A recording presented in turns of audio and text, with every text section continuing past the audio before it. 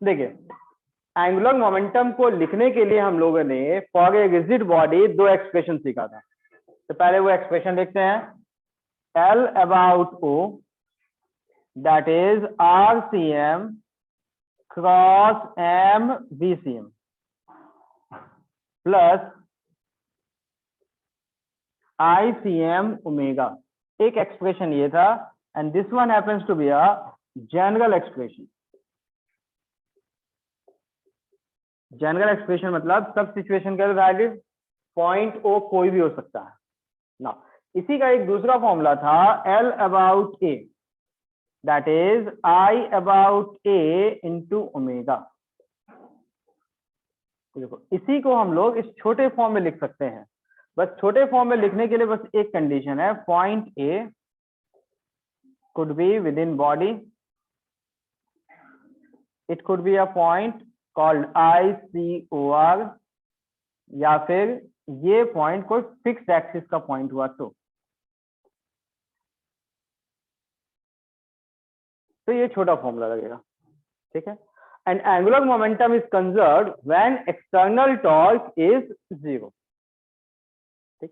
तो last class में हम लोगों ने एक सिचुएशन देखा था, अगर कोई एक्सिस ऑब्जेक्ट के इनसाइड से पास हुआ, ठीक है, तो एंगुलर मोमेंटम का फॉर्मूला लिखेंगे आई इंटू ओमेगा, और टॉर्क 0 है तो conservation that is I1 omega 1 should be equal to I2 omega 2। ये फॉर्मूला हम लोग सीख चुके थे ना। अब हम लोग एक दूसरा सिचुएशन देखते हैं, ठीक है। इसमें क्या है कि कोई भी स्फेरिकल बॉडी अगर किसी सरफेस पे मूव किया, surface happens to be rough surface, तो फ्रिक्शन लगेगा। तो अगर हॉरिजॉन्टल सरफेस पे ऑब्जेक्ट मूव करता है तो उस सिचुएशन में एंगुलर मोमेंटम कंजर्व रहता है in the absence of external force. Friction है तो भी, और वो कंजर्वेशन का पॉइंट होता है point on the ground. Point भी लिख लेते हैं, इफ अ spherical body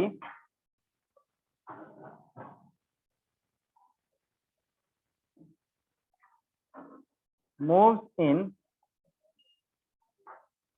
या moves on rough horizontal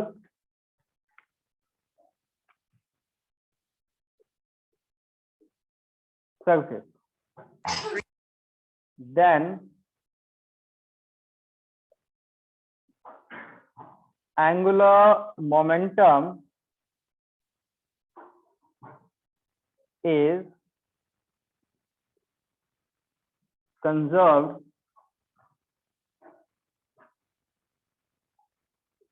about a point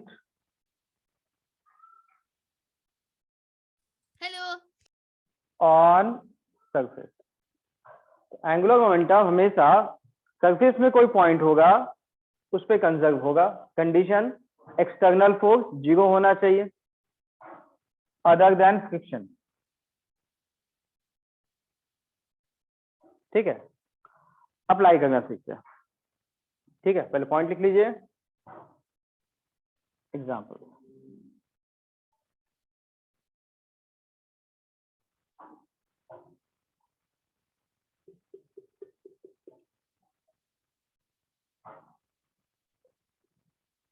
V0,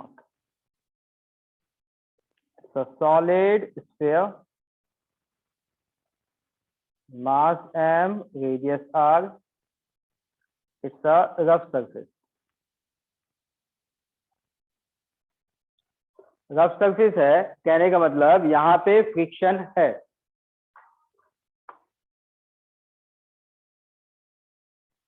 ठीक है। तो देखो, यहाँ पे जब वेलोसिटी देंगे तो कुछ समय के बाद फ्रिक्शन आएगा, जैसे वेलोसिटी दिए तो फ्रिक्शन आएगा तो ओमेगा भी आएगा। कुछ समय के बाद एक ऐसा इंस्टेंट आएगा जब इस ऑब्जेक्ट का एक वेलोसिटी भी होगा और एक ओमेगा भी होगा। और यहाँ अगर हम लोग ये स्टेट बताएं कि स्लिपिंग नहीं हुआ ग्राउंड पे, तो कंडीशन था V should be equal to omega R, that is omega should be equal to v upon R. तो ये कंडीशन जैसे ही अचीव होता है तो कहते हैं स्लीपिंग बंद हो गया और प्योर रॉलिंग स्टार्ट या नो स्लीपिंग स्टार्ट। ठीक है, तो यहाँ आपको ये बताना है जब ये कंडीशन स्टार्ट होगा, बोले तो व्हेन प्योर रॉलिंग स्टार्ट, उस समय इसका एक वेलोसिटी v होगा, इस v का value. Question is find v when pure rolling start. ठीक है, पहले क्वेश्चन नोट कर लीजिए, सॉल्व करने का मेथड ढूंढते हैं। ठीक है, क्वेश्चन है ऐसा, एक सॉलिड स्फीयर है जिसका एक मास भी है, रेडियस भी है, सेंटर का एक वेलोसिटी v नॉट दिया गया, कोई ओमेगा नहीं, कुछ भी नहीं, जो यह दिया गया वही है। सरफेस के साथ फ्रिक्शन है, रफ सरफेस। अब वेलोसिटी देते, जैसे वेलोसिटी देंगे ये पॉइंट आगे जाएगा, फ्रिक्शन लगेगा, और फ्रिक्शन की वजह से ओमेगा भी आएगा, और फ्रिक्शन की वजह से वेलोसिटी भी घटेगा। तो कुछ समय के बाद ओमेगा भी आया, v भी आया, एक ऐसा स्टेट आएगा जब इस पॉइंट का वेलोसिटी 0 होगा। ठीक, और इसी का नाम कहते हैं हम लोग प्योर रोलिंग। बोले तो प्योर रोलिंग का सिचुएशन अचीव होगा, और ग्राउंड पे प्योर रोलिंग का सिचुएशन अचीव होने का मतलब इसका velocity 0, that is v, and omega should be equal, that's given, omega should be equal to v upon r। बोले तो प्योर रोलिंग स्टार्ट हुआ। ठीक, तो जब प्योर रोलिंग स्टार्ट होगा तो उस समय सेंटर का एक वेलोसिटी होगा, उस वेलोसिटी v का वैल्यू कैलकुलेट करना है। I think question clear. Initially सिर्फ वेलोसिटी v नॉट था और कोई ओमेगा नहीं, प्योर रोलिंग तो होगा नहीं ना, इसका वेलोसिटी तो है। अब ऐसे सिचुएशन में जब भी होता है कि एफबीडी में देखेंगे क्या, एक ही सरफेस है, तो कोएफिशिएंट ऑफ फ्रिक्शन यहां से ये ऑब्जेक्ट घूमते हुए आगे बढ़ा, टू डिफरेंट ऑब्जेक्ट, ये ऑब्जेक्ट का वेलोसिटी दिया गया, तो यहाँ पे इस पे एक फ्रिक्शन लगा, इसका वेलोसिटी आगे था तो फ्रिक्शन पीछे मिला। अब ये फ्रिक्शन इसको घुमाना भी चालू किया, इसके वेलोसिटी को कम भी करना चालू किया, तो ओमेगा बढ़ रहा है, v कम हो रहा है, तो आगे बढ़ेगा, तो v कम होते होते एक पार्टिकुलर v पे पहुंचेगा, एक पार्टिकुलर ओमेगा पहुंचेगा। जब omega equal to v by r हुआ तो प्योर रोलिंग स्टार्ट होगा। तो जब प्योर रोलिंग स्टार्ट हुआ, यही ऑब्जेक्ट आगे बढ़ा ना, तो जब इस स्टेट में पहुंचेगा तो इसके सेंटर के वेलोसिटी का वैल्यू निकालना। Question clear. देखो, ऐसे सिचुएशन में क्या होता है कि एंगुलर मोमेंटम कंजर्व होता है। तो एंगुलर मोमेंटम कंजर्व कब होता है, जब टॉर्क का वैल्यू 0। तो अगर इसका एफबीडी बनाएंगे तो यहां से देखिए एक mg जाएगा और एक नॉर्मल, तो n is equal to mg, तो दोनों एक ही पॉइंट से ऊपर नीचे गया तो कैंसिल आउट ही हो जाएगा। फ्रिक्शन, ठीक, अगर हम लोग सेंटर का पॉइंट लेते हैं तो सेंटर से फ्रिक्शन का डिस्टेंस है, तो टॉर्क 0 नहीं होगा। लेकिन अगर हम लोग ग्राउंड में ही कोई पॉइंट चुनते हैं ए और फ्रिक्शन के लाइन को बढ़ाते हैं, तो ये लाइन पॉइंट ए से पास होगा, देन टॉर्क अबाउट ए का वैल्यू 0, और ये दोनों तो कैंसिल हो ही गया था, तो नेट टॉर्क 0। तो ऐसा कोई भी सिचुएशन होगा जहां पे कोई बाहर से फोर्स नहीं लगा, ओनली फ्रिक्शनल फोर्स लगा, तो वैसे सिचुएशन में एंगुलर मोमेंटम कंजर्व रहता है, पॉइंट ऑन द ग्राउंड के अबाउट। ठीक है, अब इसमें एक और इंपॉर्टेंट थिंग ध्यान में रखना है जिससे आपकी कैलकुलेशन में आसान हो जाएगा। तो ग्राउंड का आप पॉइंट ये चुनिए, ये चुनिए, ये पॉइंट चुनिए, तो पॉइंट ए के अबाउट एंगुलर मोमेंटम निकालिएगा, यहाँ कोई पॉइंट बी चुनिएगा, पॉइंट बी के अबाउट एंगुलर मोमेंटम, दोनों पॉइंट ग्राउंड में है, तो हर पॉइंट के अबाउट एंगुलर मोमेंटम का वैल्यू सेम, ये भी होता है। ठीक है, अब देखो, ए पॉइंट से mg का डिस्टेंस कुछ l होगा, n का डिस्टेंस भी l होगा, लेकिन दोनों अपोजिट डायरेक्शन में आया तो हमेशा कैंसिल आउट ही हो जाएगा। तो इसको सॉल्व करना है, तो सॉल्व करने के लिए कंडीशन बताएंगे। Since torque external is 0, external torque नहीं लगा बिकॉज फ्रिक्शन भी पॉइंट ए से गया, परपेंडिकुलर डिस्टेंस 0, mg और n का टॉर्क पहले से कैंसिल था, नेट टॉर्क 0। तो angular momentum initial should be equal to angular momentum final. कौन सा point? A, point on the ground. अब एंगुलर मोमेंटम लिखने का तरीका, पॉइंट ए। तो फर्स्ट ऑफ ऑल बताओ सेंटर का वेलोसिटी है, ठीक ना? क्या इस पॉइंट का वेलोसिटी 0 होगा? नहीं। तो क्या ये पॉइंट ऑब्जेक्ट के अंदर आईसीआर फिक्स्ड एक्सिस का पॉइंट?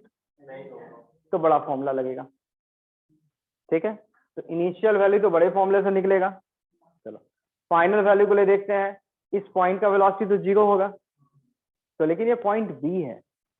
हम लोग अगर इनिशियल एंगुलर मोमेंटम ए के अबाउट निकाल गए हैं तो फाइनल भी ए के अबाउट निकालना चाहिए था। लेकिन हम लोग को एक एक्स्ट्रा इन्फॉर्मेशन ये पता है कि ग्राउंड में कोई भी पॉइंट लो, सब पॉइंट के about angular momentum same.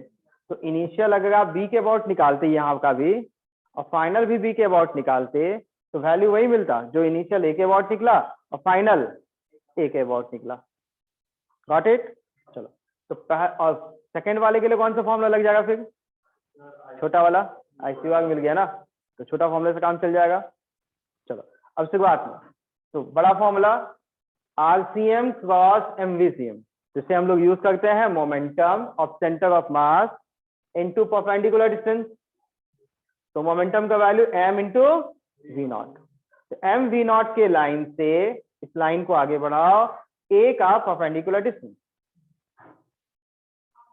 r। तो एंगुलर मोमेंटम का value m V not r, पहला टर्म। चलो second term I C M into omega. तो ओमेगा तो है ही नहीं, तो ओमेगा का वैल्यू 0, तो पहला टर्म ही मिला। फाइनल तब ए की जगह बी निकालना आसान है बिकॉज ये आईसीआर है, तो छोटा फॉर्मूला लग जाएगा। और पॉइंट ए के अबाउट एंगुलर मोमेंटम और बी के अबाउट एंगुलर मोमेंटम दोनों का वैल्यू सेम ही आएगा। तो ए के अच्छा बी निकाल लो ना, आईसीआर है, छोटा फॉर्मूला। तो I about B into omega. तो बताओ इस पॉइंट का moment of inertia solid sphere 2/5 mr²। आपको ये निकालना है, तो कौन सा थ्योरम? पैरेलल। तो 2/5 mr² प्लस mr², क्या मिलेगा? तो आई हो गया 7/5 mr², आई इंटू ओमेगा। अब आपको ओमेगा चाहिए, वी चाहिए? वी। तो इस पॉइंट के about pure rotation, exact circular motion, omega, centre से ये डिस्टेंस, तो omega into R equal to V. तो ओमेगा का value omega equal to V by R, that is V upon R. तब यहां से ये रेडियस कैंसल, मास भी कैंसल और ये रेडियस भी cancel. Final value of V 5 V not upon 7। समझ में आ गया?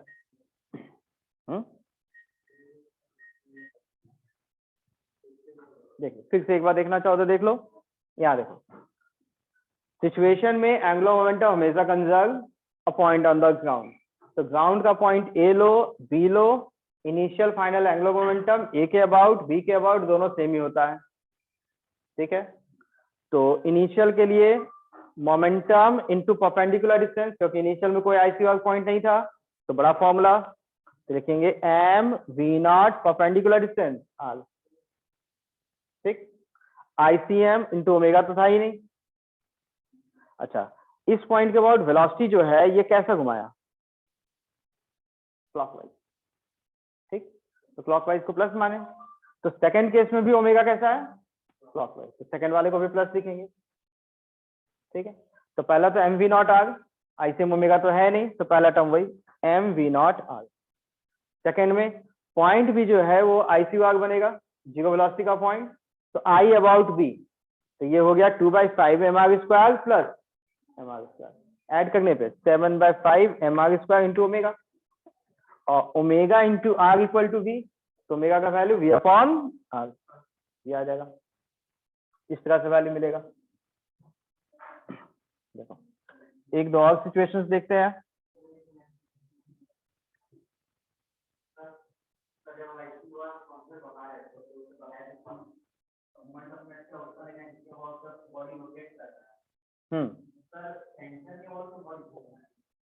नहीं, ICOR वो पॉइंट होता है जिस पॉइंट के अबाउट ऑब्जेक्ट का मोशन प्योर रोटेशनल मतलब exact circular motion, exact circular motion. Exact circular motion जिस पॉइंट के अबाउट होता है उस पॉइंट का वेलोसिटी क्या होना चाहिए। जैसे मान लो ये पॉइंट है, इस पॉइंट के अबाउट एग्जैक्ट, ये पॉइंट हिलेगा नहीं, ऐसे बस गोल घूमेगा, ठीक है। अगर मान लो ये ऑब्जेक्ट आगे बढ़ रहा है, जैसे यहाँ पे इसका ओमेगा से भी रोटेट कर रहा है और आगे भी बढ़ रहा है सेंटर, तो क्या इस पॉइंट के अबाउट प्योर रोटेशन है? नहीं, लेकिन इस पॉइंट का वेलोसिटी जीरो है, तो इस पॉइंट के अबाउट मोशन हम लोग प्योर रोटेशनल कह सकते हैं। लेकिन इंस्टेंट मतलब अभी के लिए है, कुछ समय का दूसरा पॉइंट टच में आया तो अब उस पॉइंट के अबाउट होगा, that point changes.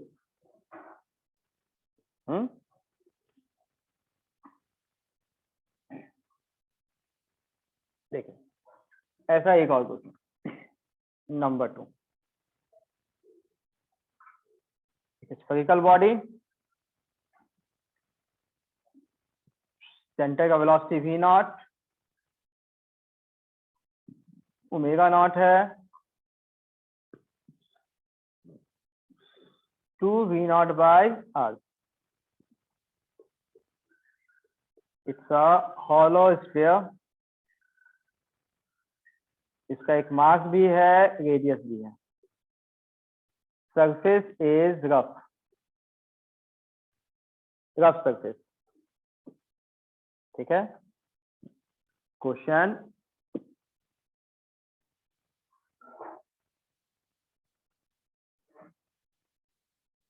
Find velocity when pure rolling starts, जब प्योर रोलिंग स्टार्ट होगा उस समय सेंटर के वेलोसिटी का वैल्यू कैलकुलेट करना है।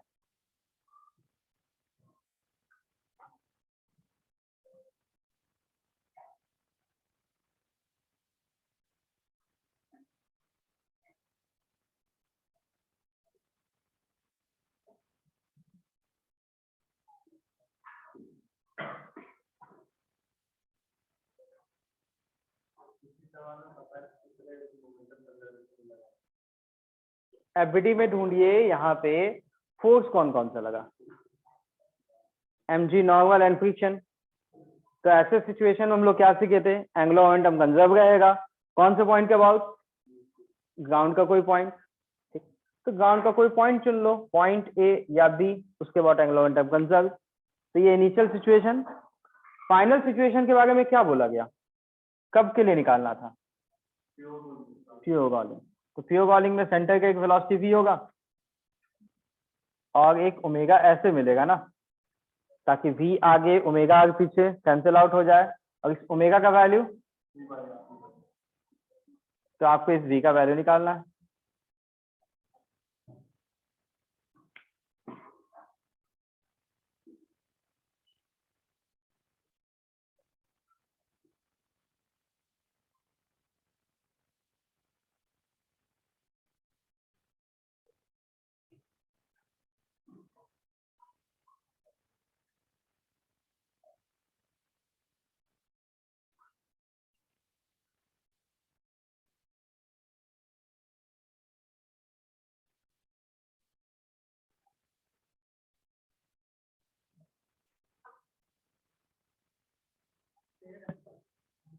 Hollow sphere, moment of inertia centre का 2/3 mr²।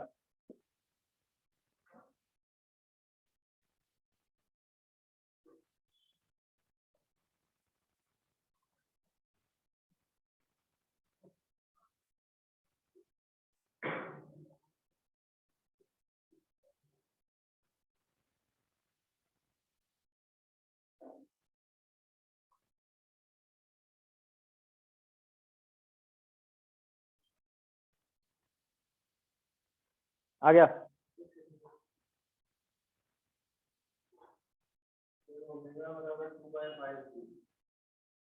प्लस में या माइनस में? ठीक, चेक करें। Angular momentum conserve, fix the same equation. Initial angular momentum should be equal to final. अब पॉइंट ए भी चुन सकते हो, पॉइंट बी भी चुन सकते हो, ठीक है। चलो इनिशियल बी से मोमेंटम, मास, सेंटर का वेलोसिटी वी नॉट, तो momentum M V not, perpendicular distance V not का लाइन को बढ़ाइए, इस लाइन से बी का डिस्टेंस आर। देखिए शुरुआत में प्योर रोटेशन तो है नहीं, प्योर बॉलिंग तो है नहीं, तो बड़ा फॉर्मूला ही लगेगा ना। दूसरा term I C M omega, तो सॉलिड स्फीयर के centre of mass moment of inertia 2/3 mr square. Second term ICM should be 2/3 mr square, I into omega. अब यहाँ ओमेगा का वैल्यू 2v0/r, ये भी डालना पड़ेगा। चलो अब डायरेक्शन के लिए, ठीक है। तो ये बताओ, अगर ये वेलोसिटी आप देखते हैं तो बी पॉइंट वाला क्या बोलेगा, घुमा कैसे ऑब्जेक्ट? क्लॉकवाइज, तो क्लॉकवाइज प्लस लेंगे, तो एंटी क्लॉकवाइज को ये ओमेगा कैसा है? एंटी क्लॉकवाइज, तो ओमेगा शुड बी माइनस। अब फाइनल, ठीक है। तो फाइनल सिचुएशन में जब देख रहे हैं तो ये आइसोआर पॉइंट भी है और वेलोसिटी है। अब बताओ इस वेलोसिटी की वजह से इसका मोशन कैसा है? Clockwise, omega. तो क्लॉकवाइज का नाम प्लस लिए थे, तो ये प्लस में लिखेंगे। तो इसका नाम आइसोआर हो गया, तो छोटा फॉर्मूला भी काम आएगा। तो छोटा फॉर्मूला बोले तो 2/3 mr square plus mr square, that is 5/3 mr square, I into omega. तो यहाँ omega into R equal to v, तो ओमेगा का वैल्यू v/r। अब सिंप्लीफाई करना,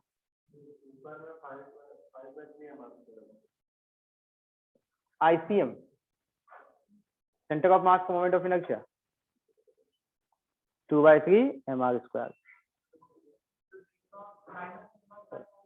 तो ये हो जाएगा, ये 4 हो गया, ये 3 है, तो it is minus mv0r common, that is 1 minus 4/3, एक एडजस्ट कर जाएगा,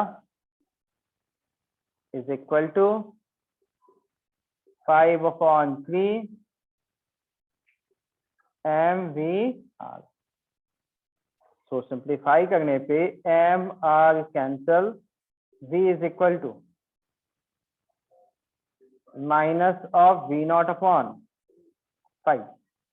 3 कैंसिल हो जाएगा ना, ये 5 नीचे आएगा, नेगेटिव आया। तो इस नेगेटिव का मीनिंग क्या हुआ, अब वो समझते हैं। नेगेटिव आया, वैल्यू समझ में आया? अब देखो यहाँ पे एनालाइज करने के लिए, ये v0 था, ये ओमेगा नॉट था, ओमेगा बड़ा है ना v0/r से, 2 टाइम्स है। तो यहाँ पे इस पॉइंट का देखा जाए तो वेलोसिटी किधर है? पीछे, सॉरी वेलोसिटी आगे, v भी आगे है, ओमेगा इंटू आर भी आगे, फ्रिक्शन कहाँ? पीछे, v आगे, ओमेगा इंटू आर भी आगे, तो रोकने के लिए फ्रिक्शन पीछे। फ्रिक्शन का काम वेलोसिटी को कम करना, ओमेगा को भी कम करना। अब इस बिटवीन में एक ऐसा इंस्टेंट आया था, बीच का स्टेप, यहाँ के बीच का स्टेप, जब ये फ्रिक्शन की वजह से ओमेगा तो इधर मिला, लेकिन सेंटर का वेलोसिटी हो गया 0। अभी भी फ्रिक्शन पीछे है, ओमेगा राइट साइड में, लेकिन फ्रिक्शन 0, फ्रिक्शन है लेकिन सेंटर का वेलोसिटी घट के 0, ठीक। अभी फ्रिक्शन इधर है, और फ्रिक्शन तो ओमेगा को फिर से बदल गया। तब 0 वेलोसिटी होने के बाद फ्रिक्शन की वजह से किधर जाएगा? भी है पीछे, इधर लेफ्ट साइड में, इधर फोर्स है, उधर ही मोशन होगा ना, इस साइड में। तो फाइनल सिचुएशन एक ऐसा मिला होगा जहां पे ये वेलोसिटी मिला पीछे, और ये जो ओमेगा को ऐसे घुमा रहा था, ठीक है, अब वो घूमते हुए फ्रिक्शन उसको ऐसे घुमाने लग गया। ओमेगा तो ऐसे था ना, और फ्रिक्शन क्या कर रहा था, अपोज कर रहा था ओमेगा को। अपोज करते करते जो इधर घूम रहा था, सॉरी, ओमेगा इधर ही रह गया, जो पहले था उसी डायरेक्शन में कंटिन्यू, ओमेगा का डायरेक्शन भी सेम कंटिन्यू। अब इस पॉइंट का वेलोसिटी v आगे, ओमेगा आगे, और दोनों फिर से कैंसिल आउट हुआ। तो ये वाला सिचुएशन मिला जब फ्लो बॉलिंग स्टार्ट हुआ, और उस समय के लिए वेलोसिटी v का वैल्यू मिला। तो माइनस मतलब राइट की जगह मोशन किधर हुआ, लेफ्ट, ठीक है। तो ऐसे सिचुएशन में कई बार क्वेश्चन में एक और पार्ट पूछा जाता है, ठीक है, find omega when sphere stops. Stop किया मतलब वेलोसिटी, तो बताओ एंगुलर मोमेंटम यहां भी कंजर्व था, यहां भी कंजर्व था, यहां भी कंजर्व था। हम लोग क्या किए, ये वैल्यू लिखे और ये वैल्यू लिखे और इक्वल बना के ये वेलोसिटी भी निकाल लिए। तो अगर आपको वो पॉइंट निकालना है जब वेलोसिटी का वैल्यू 0 है और उस समय ओमेगा 1 का वैल्यू क्या होगा ये पूछा गया, तो यहाँ का भी एंगुलर मोमेंटम लिख लेंगे। तो क्या ये पॉइंट आईसी भाग होगा क्या, 0 वेलोसिटी का पॉइंट है ये ना, तो जनरल फॉर्मूला ना, नीचे वाला पॉइंट के अबाउट लिखे है ना, कभी भी नीचे वाले पॉइंट के अबाउट ही लिखेंगे, पॉइंट नहीं बदलना है। इनिशियल एंगुलर मोमेंटम किसके अबाउट निकाले थे, बी के अबाउट, फाइनल भी बी के अबाउट, तो अभी वाला भी बी के अबाउट। तो बी के अबाउट की जगह ये भी चुन सकते हैं, बिसाइड्स कोई फायदा हो, क्योंकि वैल्यू तो सेम ही आएगा। तो इस पॉइंट का वेलोसिटी 0 है क्या, आईसीआर तो नहीं है, तो कौन सा फॉर्मूला लेना पड़ेगा, बड़ा वाला। तो सेंटर का वेलोसिटी 0, क्या बचेगा, आईसीएम बोले तो 2/3 mr² इंटू ओमेगा, और यही वैल्यू जो निकाले हैं equal to this, it should be equal to 2/3 mr² into omega. तो इसको अब इसको इक्वेट करके ओमेगा नहीं निकाल सकते हैं क्या, तो इस तरह से हम लोग निकाल सकते हैं। जैसे मान लो ये ओमेगा निकालना, ओमेगा 1, तो ये दोनों जो हम लोग इक्वेट किए हैं, ठीक है, और सेम वैल्यू ये दोनों जो इक्वेट किए हैं, this should be again equal to angular momentum इस सिचुएशन का। तो बड़ा formula, momentum mass into centre का वेलोसिटी 0, पहला टर्म नहीं है। आईसीएम का वैल्यू क्या है, 2/3 ओमेगा डैश, या ओमेगा 1 लिए हैं तो वो ओमेगा। तो बताओ इसके साथ इसको इक्वल बना के ओमेगा 1 निकाला जा सकता है। तो बीच का भी कोई पार्ट पूछेगा तो वो हम लोग निकाल सकते हैं।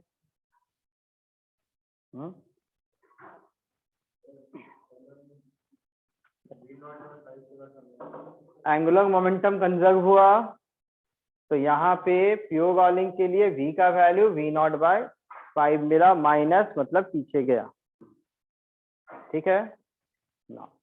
अब इन बिटवीन में वेलोसिटी पहले आगे था, बाद में वेलोसिटी पीछे हुआ, मतलब बीच में एक ऐसा पॉइंट मिला होगा जब वेलोसिटी 0 हुआ होगा तभी ना पीछे आएगा।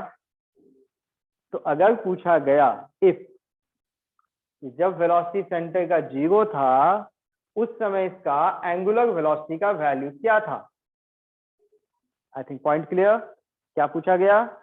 तो वैसे निकालने के लिए यहां से इस स्टेज पे और इस स्टेज तक एंगुलर मोमेंटम कंजर्व रहा, तो इस पॉइंट का एंगुलर मोमेंटम लिखे हैं, इस पॉइंट का एंगुलर मोमेंटम ये लिखे हैं। तो अगर इस स्टेट का भी एंगुलर मोमेंटम लिखेंगे तो उसी के इक्वल होगा या नहीं होगा।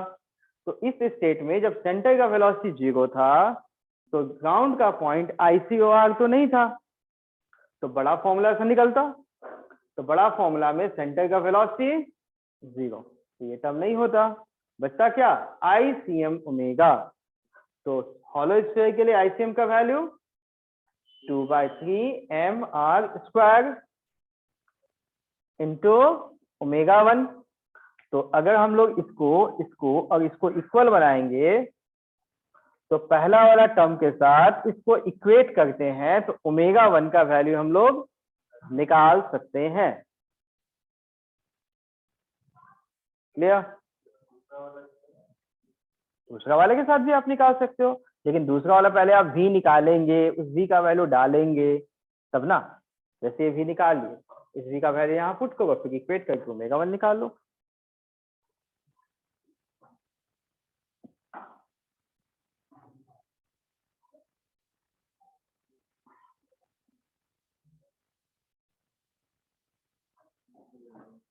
देखो एंगुलर मोमेंटम कंजर्वेशन में अनदर इंपॉर्टेंट थर्ड पॉइंट, हम लोग अभी दो पेज तक है। अगर एक्सिस का एक पॉइंट है तो एंगुलर मोमेंटम का फॉर्मूला I1 ω1, तो कंजर्वेशन के लिए I1 ω1 should be equal to I2 ω2। Second का, अगर कोई स्फेरिकल बॉडी किसी सरफेस पे रोल करते हुए जा रहा है, मूव करते हुए जा रहा है, तो फ्रिक्शन लगेगा, एक्सटर्नल फोर्स नहीं है, then again angular momentum is conserved about a point on the ground। ठीक, नॉट थर्ड सिचुएशन, अगर जब भी कोई कॉलिजन होता है, ठीक है, और कॉलिजन में यहाँ दो टाइप का केस होता है। पहला पॉसिबिलिटी, एक स्फेरिकल बॉडी ग्राउंड पे जा रहा है, फ्रिक्शन है नहीं है अप्लीकेबल, और रास्ते में कोई ऑब्जेक्ट से स्ट्राइक करता है, ठीक है, तो वैसे सिचुएशन में जिस पॉइंट पे ऑब्जेक्ट स्ट्राइक किया उस पॉइंट के अबाउट एंगुलर मोमेंटम कंजर्व रहता है। ठीक है, देखो इसमें होगा when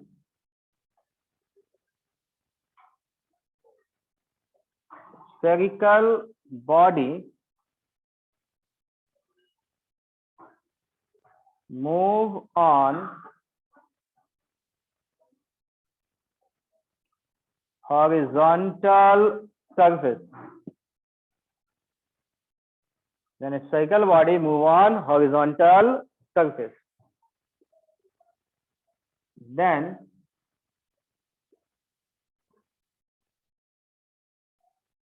and it strikes about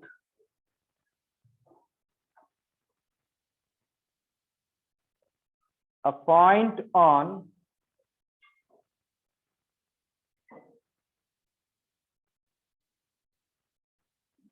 surface oblique obstacle,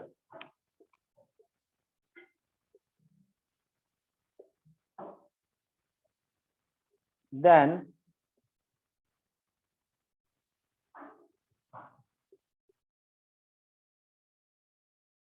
angular momentum is conserved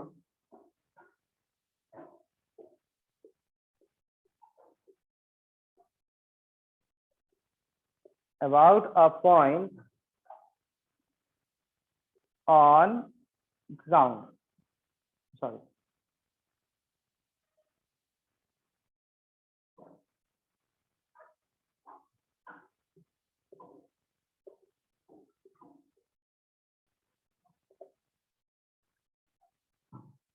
तो एंगुलर मोमेंटम कंजर्व होगा, स्ट्राइकिंग पॉइंट जो है उस स्ट्राइकिंग पॉइंट के अबाउट कंजर्व होगा।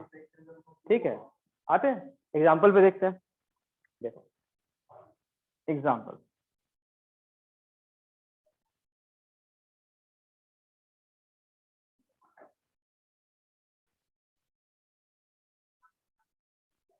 V naught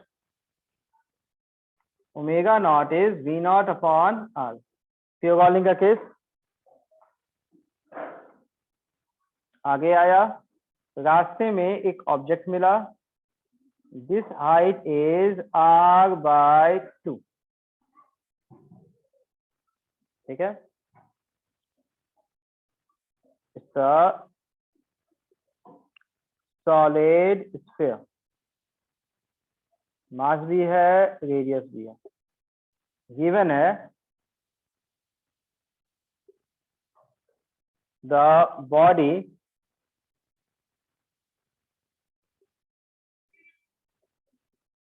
didn't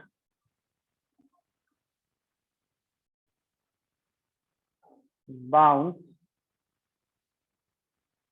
or slip at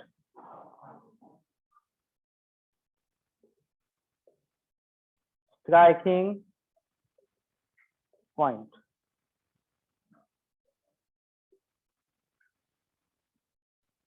आपको यहाँ एंगुलर वेलोसिटी का वैल्यू निकालना है जस्ट आफ्टर स्ट्राइक.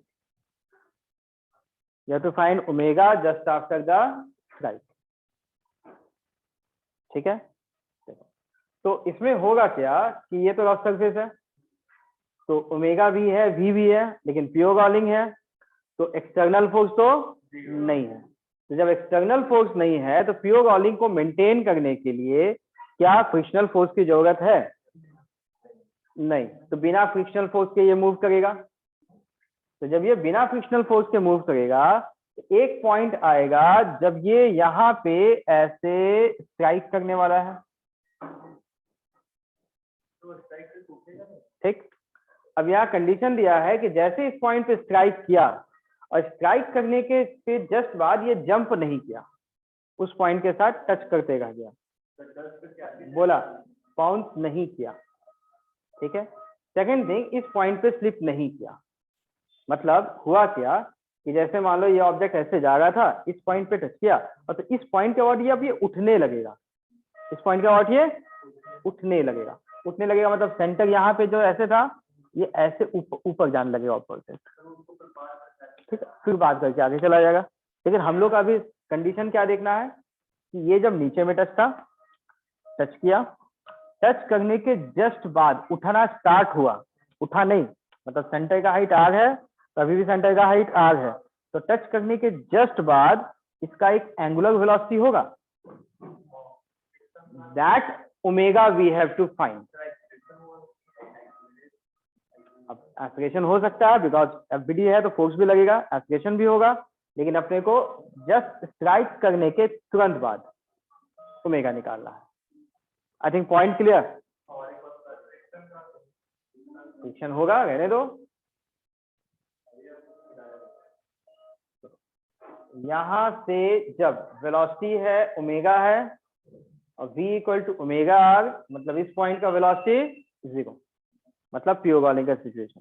तो जब प्योर गॉलिंग का सिचुएशन होता है और बाहर से कोई एक्सटर्नल फोर्स नहीं है, तो क्या यहाँ से आगे बढ़ने वाले रास्ते में फ्रिक्शन आएगा या नहीं आएगा? नहीं आएगा. तो यहाँ तो फ्रिक्शन नहीं है, तो यहाँ पे ये पॉइंट स्लिप होते हुए गया क्यों नहीं? बिकॉज यहाँ फ्रिक्शन था. ठीक है. तो यहाँ पे इस पॉइंट के अबाउट, जिस पॉइंट के अबाउट स्ट्राइक किया, इस पॉइंट के अबाउट एंगुलर मोमेंटम कंजर्व रहेगा. ठीक है. क्यों रहेगा वो देखना चाहो तो एफबीडी देख लेते हैं हम लोग. यहाँ पे दिस इज द पॉइंट जो स्ट्राइक किया. ठीक है. तो इस पॉइंट का अगर वेलोसिटी देखते हैं तो इस पॉइंट का वेलोसिटी एक v होगा जो v नॉट था, और साथ में टेंजेंशियल वेलोसिटी भी तो था एक ओमेगा आर. ठीक है.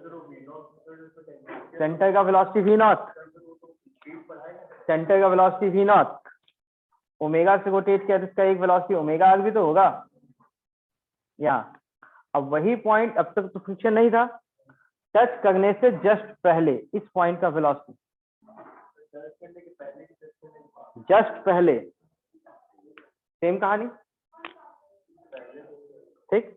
अब जैसे ही टच किया तो टच करने के पहले वेलोसिटी टेंजेंट के लॉन्ग था, तो यहाँ पे जस्ट टच करने के मोमेंट पे यहाँ पे एक फ्रिक्शन भी लगेगा कि नहीं वेलोसिटी के अपोजिट? यहाँ एक फ्रिक्शन भी आएगा, लेट इट कम. और कांटेक्ट में है तो एक नॉर्मल रिएक्शन भी जाएगा, तो नॉर्मल रिएक्शन जो जाएगा वो सरफेस के परपेंडिकुलर होगा, N1. ठीक है. और वहां से भी जाएगा और सेंटर से एक mg भी जाएगा, और यहां से भी ग्राउंड के कॉन्टेक्ट की वजह से भी एक N2 जाएगा. This is the FBD. चलो ना इस पॉइंट का एक नाम चुन लेते हैं A. ठीक है. ना अब फंडा मैंने क्या बोला कि जब भी ऐसा कोई स्फेरिकल ऑब्जेक्ट मूव करता है और किसी पॉइंट पे स्ट्राइक करता है तो इस पॉइंट के अबाउट एंगुलर मोमेंटम कंजर्व रहता है। ठीक है, तो एंगुलर मोमेंटम कंजर्व कब रहता है? जब एक्सटर्नल टॉर्क 0। तो टॉर्क का फॉर्मूला फोर्स इंटू डिस्टेंस।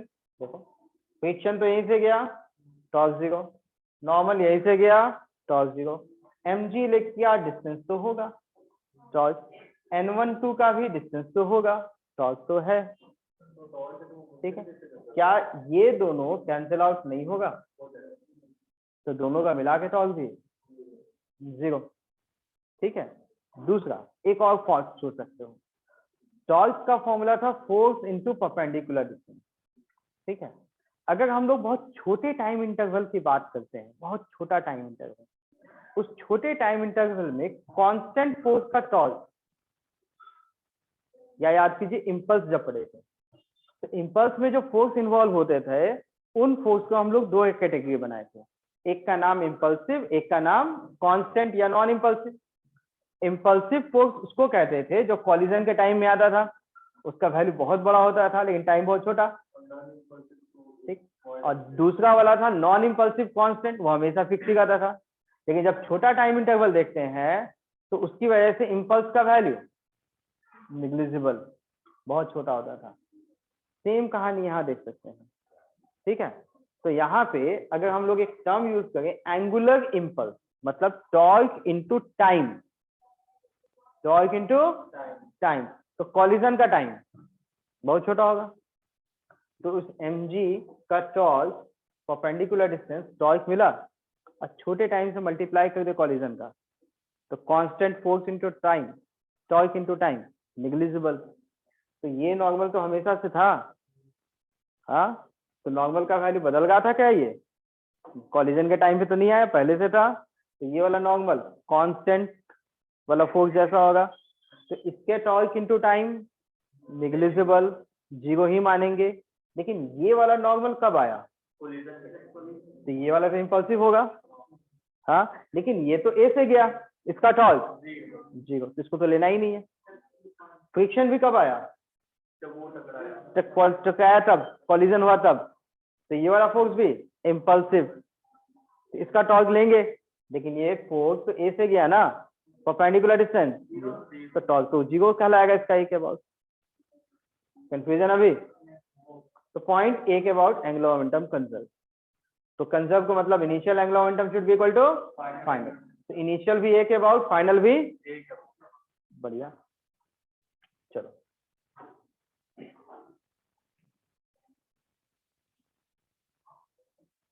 तो यहाँ हम लोग लिखेंगे angular momentum about A initial, L about A final. अब फॉर्मूला कौन सा लगेगा पहले ये बताओ।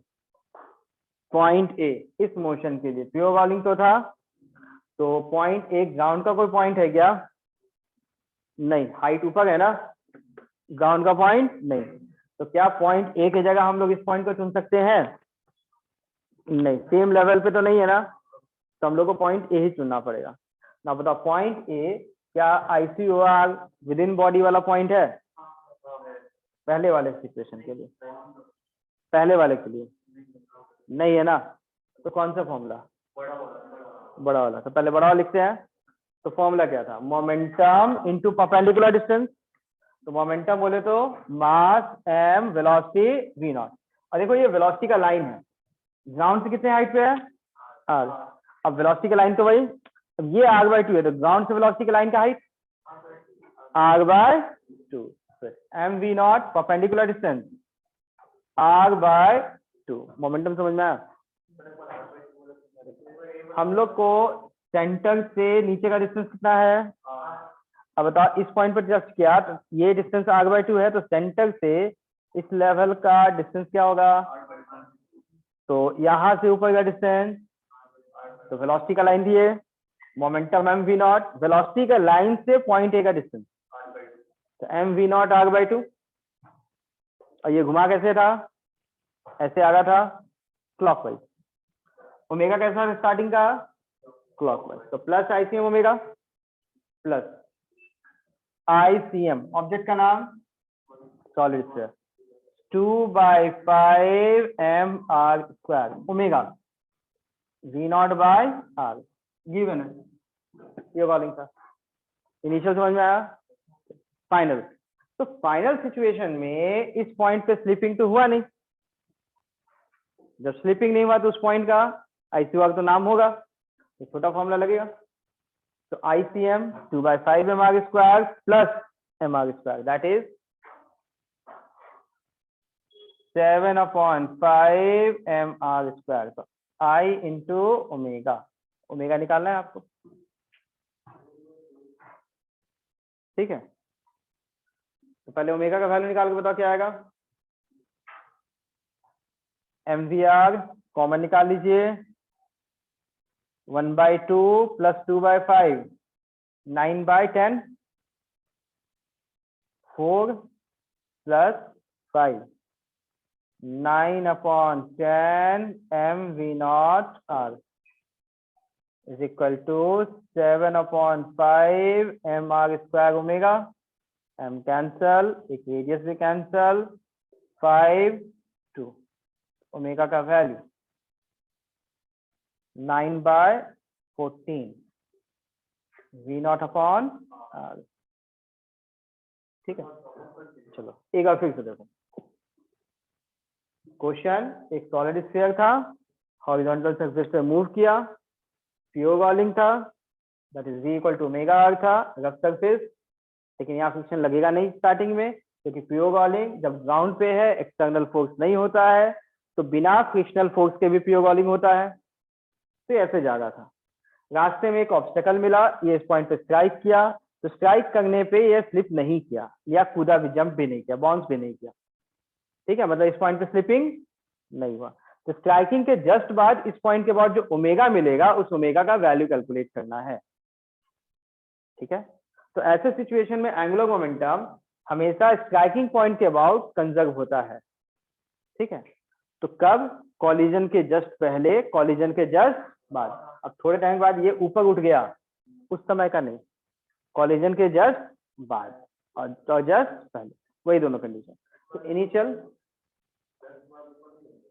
जस्ट बाद थोड़े टाइम के बाद उठेगा ना, कॉलिजन जैसे हुआ जस्ट उसके बाद, इंस्टेंटली आफ्टर द कॉलिजन, और थोड़े टाइम के बाद उठा, वो कंडीशन नहीं देखना।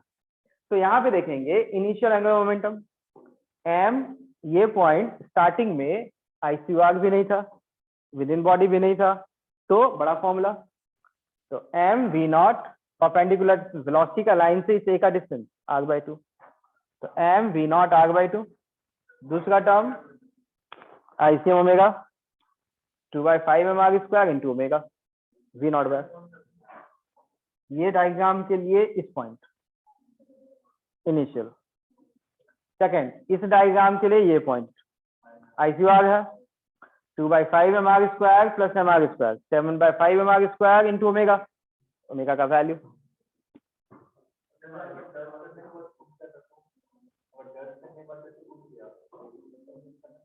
उस समय भी निकालना सीखेंगे नहीं।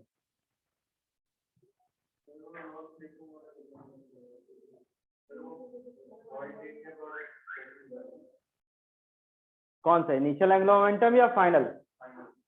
फाइनल। पॉइंट 1 पे स्लिपिंग हुआ या नहीं?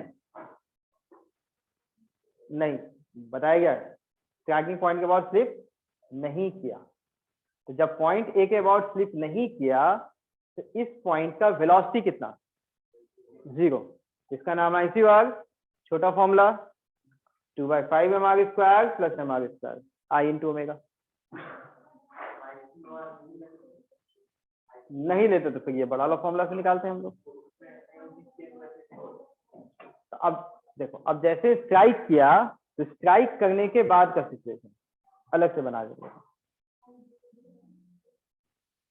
इस पॉइंट पे जैसे ये स्ट्राइक किया, इसका वेलोसिटी 0 था। अब ये इस पॉइंट के अबाउट ओमेगा से घूमना स्टार्ट किया, इसी को अलग बनाया, और ये ओमेगा है, ये वैल्यू, ठीक है। अब इसमें क्या हुआ, जो सेंटर है, एक मिनट, ये नीचे टच करेगा, ये जो सेंटर है इसका वेलोसिटी इधर होगा v। तो सेंटर का वेलोसिटी जो v होगा, that is omega into r, इधर वेलोसिटी है, ठीक है। और आप चाहो तो इसको वेलोसिटी के एक एक्स कॉम्पोनेंट बता सकते हो और एक वाई कॉम्पोनेंट भी कर सकते हो। ठीक है। तो जस्ट आफ्टर कॉलिजन सेंटर का वेलोसिटी, सेंटर का वेलोसिटी, हॉलो स्फीयर के सेंटर का वेलोसिटी ये था, कॉलिजन के जस्ट पहले इधर था, लेकिन कॉलिजन के जस्ट बाद